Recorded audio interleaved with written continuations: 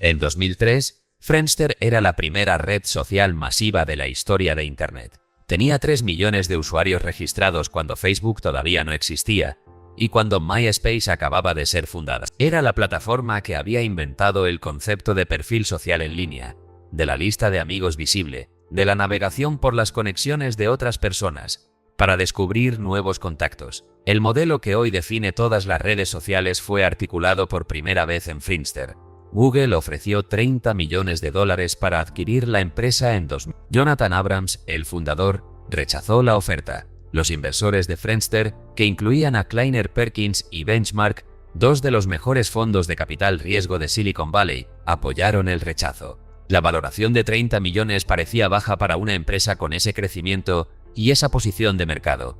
Cuando Friendster vendió sus patentes a Mall Global por unos $200 millones, la empresa ya no era relevante en el mercado occidental. En 2011, Friendster convirtió su plataforma en un portal de juegos online y borró permanentemente todos los perfiles de sus usuarios, eliminando una década de contenido social sin posibilidad de recuperación.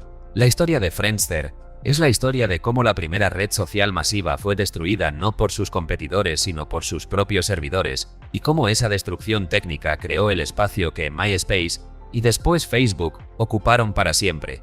Jonathan Abrams fundó Friendster en 2002 en Mountain View, California, con la idea de crear un sistema de citas en línea basado en conexiones sociales reales. La teoría era que las personas confían más en las recomendaciones que vienen a través de sus redes de amigos que en los perfiles de extraños completos. Si querías conocer a alguien, era más seguro y más probable que funcionara si esa persona era amiga de un amigo o amiga de un amigo. La funcionalidad de visualizar los grados de separación entre personas dentro de la red, inspirada en la teoría de los 6 grados de separación de Stanley Milgram, fue la innovación central de Friendster. Podías ver no solo tus amigos directos, sino los amigos de tus amigos y los amigos de los amigos de los amigos de tus amigos, navegando una red social visible que antes era invisible.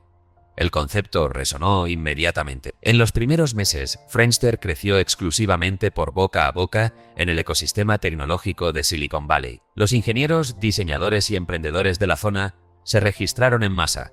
Desde Silicon Valley, la plataforma se extendió a otras ciudades americanas. El crecimiento era orgánico, viral y más rápido de lo que la infraestructura técnica de la empresa podía soportar. Era el primer síntoma de un problema que iba a destruir la empresa. El crecimiento de usuarios superaba la capacidad de los servidores de ofrecer una experiencia aceptable. El problema técnico de Friendster era simple en su descripción y extraordinariamente difícil en su solución. La funcionalidad central de la plataforma, la visualización de las conexiones de segundo y tercer grado entre usuarios, requería consultas a la base de datos que eran computacionalmente muy costosas. Cuando Friendster tenía 100.000 usuarios, esas consultas tardaban segundos. Cuando tenía 1 millón de usuarios, tardaban minutos. Cuando tenía 3 millones, la plataforma se volvía tan lenta que muchas páginas simplemente no cargaban. Los usuarios que intentaban ver su perfil, navegar los perfiles de amigos o explorar las conexiones de su red, esperaban minutos para ver una página que en los primeros meses había cargado en segundos. La frustración era acumulativa. Cada vez que un usuario intentaba usar la plataforma y encontraba que era inutilizablemente lenta, la experiencia reforzaba la percepción de que Friendster era un producto deficiente. El equipo técnico de Friendster intentó resolver el problema con múltiples aproximaciones. Actualizaron los servidores, reescribieron partes del código, intentaron optimizar las consultas de base de datos.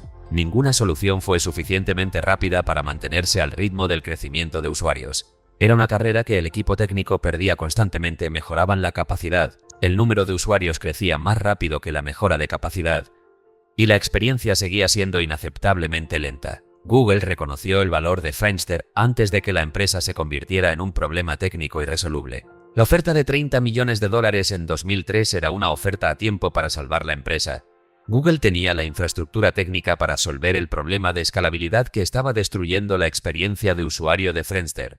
Con la infraestructura de Google detrás, el problema de los servidores lentos habría tenido solución. El rechazo de la oferta fue comprensible.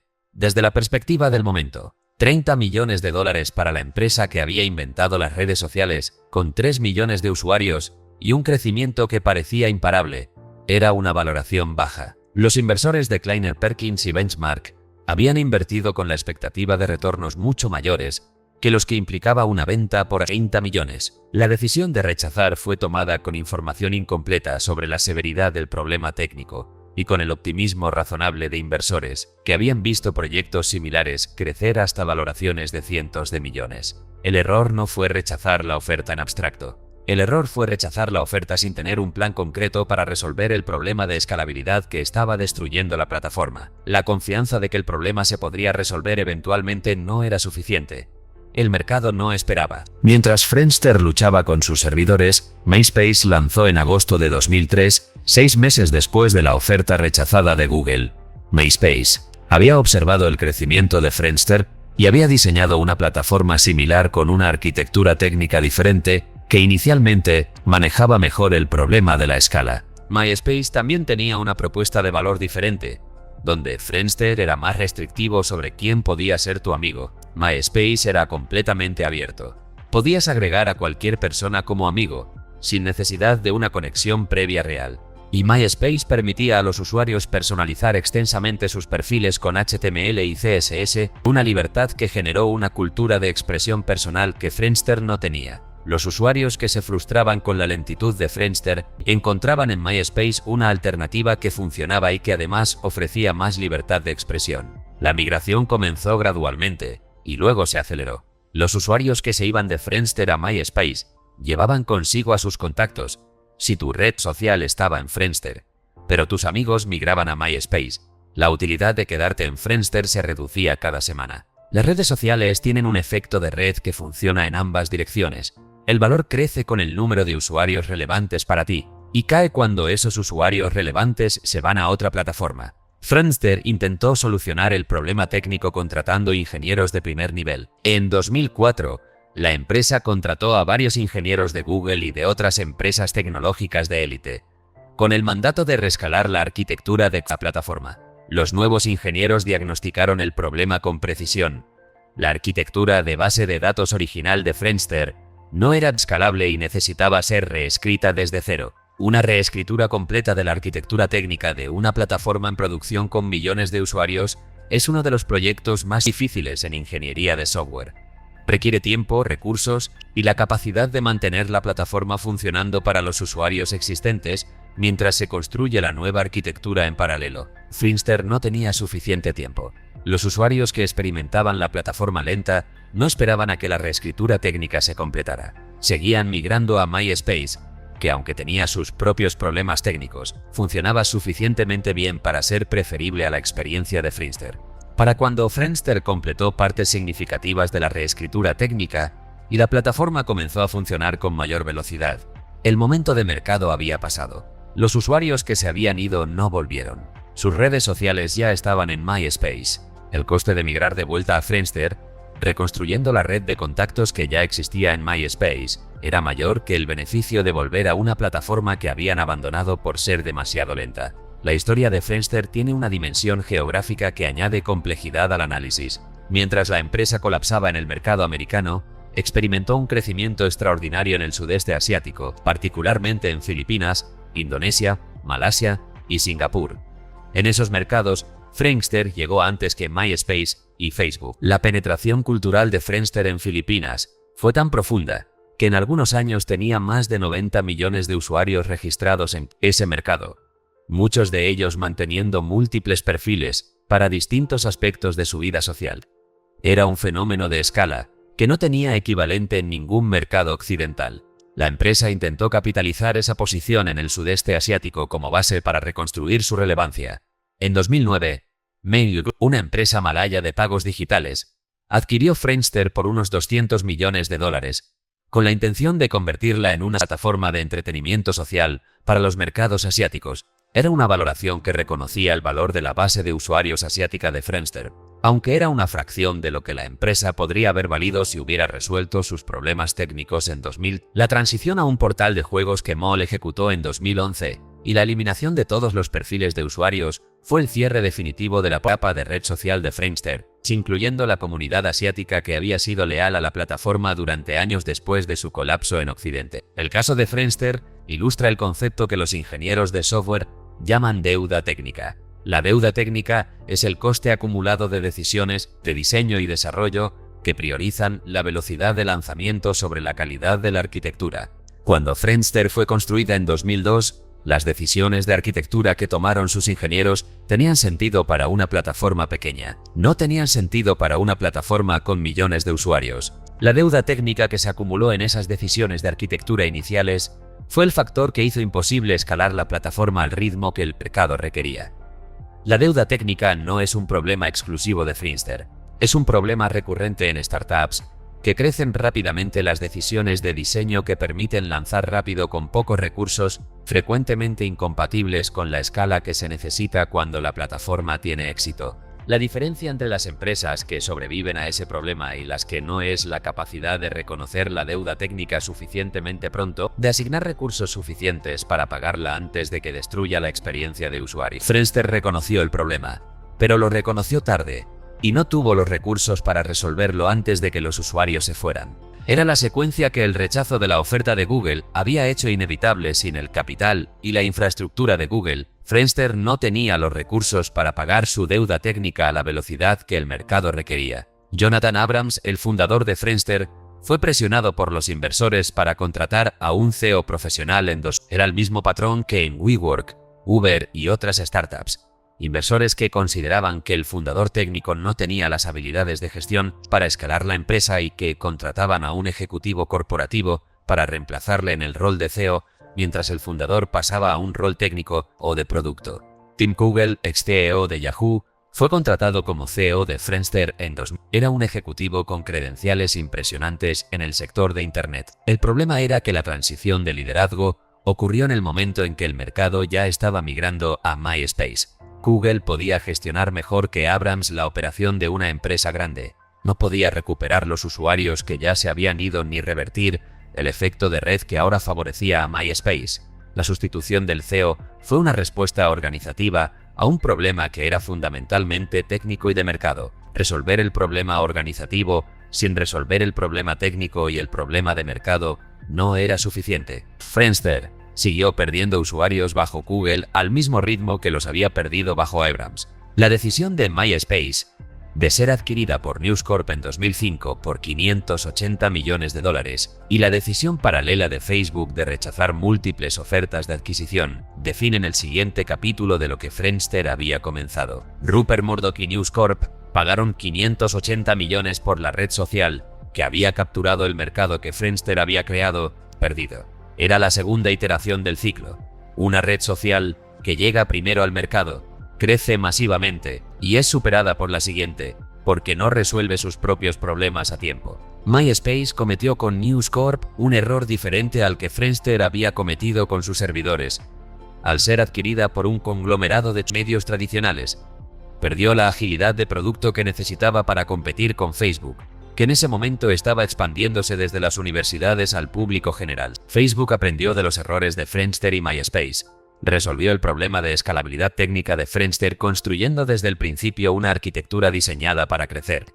Evitó el problema de pérdida de agilidad de MySpace, manteniendo la independencia de gestión que News Corp había eliminado. Era el aprendizaje acumulado de 2 generaciones de redes sociales, aplicado a la construcción de la tercera, que resultó ser la que sobrevivió. Las patentes de Friendster tenían un valor que la plataforma no había conseguido monetizar, pero que el mercado reconocía. Cuando Mall Global compró la empresa en 2000, una parte significativa del valor de la transacción era la cartera de patentes que Friendster había acumulado. Friendster tenía patentes sobre conceptos fundamentales de las redes sociales: la lista de amigos visibles, la navegación por conexiones de segundo y tercer grado, el sistema de perfiles con información de contactos. Eran conceptos que Facebook, MySpace y todas las redes sociales posteriores habían usado. En 2010, Friendster comenzó a demandar a Facebook por infracción de patentes. Facebook llegó a un acuerdo en 2010, pagando $40 millones a Friendster, reconociendo implícitamente que había usado tecnología que Friendster había patentado. Era la misma ironía que Nortel y Atari.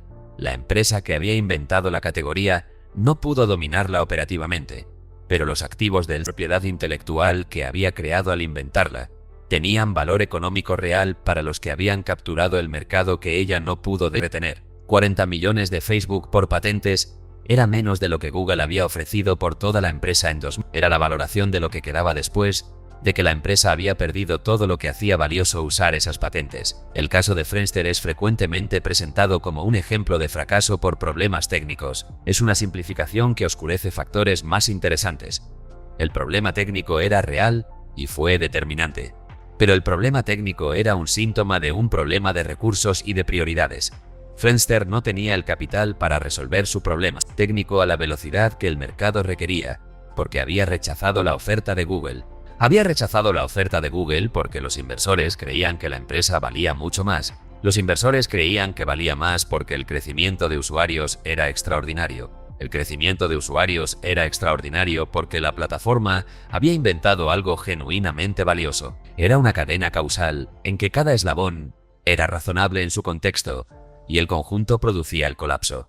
El error no fue en ningún punto individual de la cadena. Fue en la falta de reconocimiento de que el crecimiento exponencial de usuarios sin la infraestructura técnica para soportarlo no es un activo. Es una deuda que se paga con la pérdida de esos usuarios cuando la experiencia se vuelve inaceptable. Friendster aprendió esa lección demasiado tarde. Facebook la aprendió observando a Friendster e invirtió desproporcionadamente en infraestructura técnica desde sus primeros días, precisamente para no repetir el error que había destruido a su predecesor.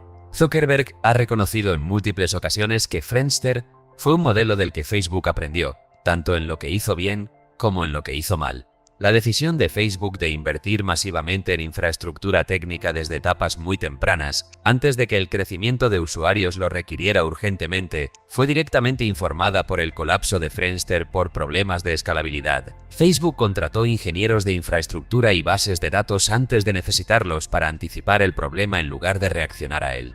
La arquitectura técnica de Facebook fue diseñada explícitamente para ser más escalable que la de Friendster. Era el aprendizaje de primera generación a segunda generación que ocurre en todas las industrias. Los errores de los primeros en llegar al mercado definen las decisiones de diseño de los que llegan después. Friendster no solo creó el mercado de las redes sociales, creó el manual de errores que hizo posible que Facebook construyera el mercado con mayor solidez. El valor que Friendster generó para el ecosistema tecnológico no fue capturado por Friendster, fue capturado por la empresa que aprendió de sus errores y construyó sobre sus cimientos. La eliminación de todos los perfiles de usuarios de Friendster en 2011, cuando Mall Global convirtió la plataforma en un portal de juegos, fue uno de los eventos más discutidos en la historia temprana de la preservación digital. Millones de personas habían publicado fotos, mensajes, conexiones sociales y contenido personal en Friendster durante años. Toda esa información fue borrada permanentemente sin posibilidad de recuperación. Los usuarios que intentaron acceder a su historial en Friendster encontraron páginas en blanco donde antes habían estado sus perfiles. Era la primera vez que una red social masiva eliminaba retroactivamente el contenido de sus usuarios a esa escala. Generó un debate sobre los derechos de los usuarios sobre el contenido que publicaban en plataformas de terceros y sobre las responsabilidades de esas plataformas cuando decidían cambiar su modelo de negocio. El debate que Friendster precipitó en 2011 se volvió más relevante con el paso de los años, a medida que más plataformas cambiaban sus términos de servicio de formas que afectaban retroactivamente al contenido que los usuarios habían publicado, confiando en condiciones diferentes. Era la primera iteración de un problema que el ecosistema digital todavía no ha resuelto completamente. ¿Qué pasa con el contenido personal que la gente confía a plataformas que pueden cambiar o desaparecer? Lecciones del caso Friendster. Primera lección. Inventar una categoría no garantiza dominarlas. Friendster inventó las redes sociales tal como las conocemos. No capturó el valor de largo plazo de esa invención, porque no resolvió sus problemas técnicos a tiempo. La ventaja del primero en llegar al mercado dura exactamente hasta que alguien llega después con la misma idea y sin los mismos problemas. Segunda lección. El crecimiento de usuarios sin infraestructura técnica para soportarlo es una deuda, no un activo. El crecimiento de Friendster fue real y extraordinario. Cada usuario que se añadía sin que la infraestructura mejorara en proporción era un usuario que eventualmente experimentaría una plataforma inutilizablemente lenta y migraría a un competidor. El crecimiento rápido sin capacidad técnica es el camino más directo al colapso. Tercera lección. Rechazar una oferta de adquisición sin tener un plan concreto para resolver los problemas que hacen necesaria esa adquisición es una apuesta sin coberturas. Google ofrecía 30 millones y la infraestructura técnica para resolver el problema de escalabilidad. Friendster rechazó ambas cosas sin tener un plan alternativo para resolver el problema técnico con sus propios recursos. Cuarta lección. En las redes sociales el efecto de red funciona en ambas direcciones. El valor crece cuando los usuarios que te importan están en la plataforma. Cae rápidamente cuando esos usuarios se van a otra. El momento en que la migración supera un umbral crítico, la plataforma entra en un ciclo de abandono que es muy difícil de revertir. Quinta lección. Los errores de la primera generación definen las decisiones de diseño de la segunda. Facebook aprendió de Friendster e invirtió en infraestructura antes de necesitarla urgentemente. El conocimiento generado por el fracaso de Friendster fue más valioso para Facebook que para Friendster mismo. Friendster inventó las redes sociales, rechazó 30 millones de Google y fue destruida por sus propios servidores en 18 meses. Es la victoria de cómo llegar primero al mercado correcto con el producto correcto. No es suficiente si la infraestructura no puede soportar el éxito que ese producto genera. En el próximo episodio analizaremos el caso de General Motors en 2000. Durante 77 años consecutivos, General Motors fue la empresa privada más grande del mundo. En su apogeo, 1 de cada 2 coches vendidos en América era un GM. En junio de 2009, presentó la mayor quiebra industrial de la historia americana, con más de 172.000 millones de dólares en deuda. El gobierno de Estados Unidos inyectó 50.000 millones de dólares para rescatarla. Era la primera vez en la historia americana que el gobierno federal tomaba el control de una empresa privada de esa magnitud. La historia de cómo la empresa que había definido el capitalismo industrial americano durante un siglo llegó a necesitar ser rescatada por el Estado.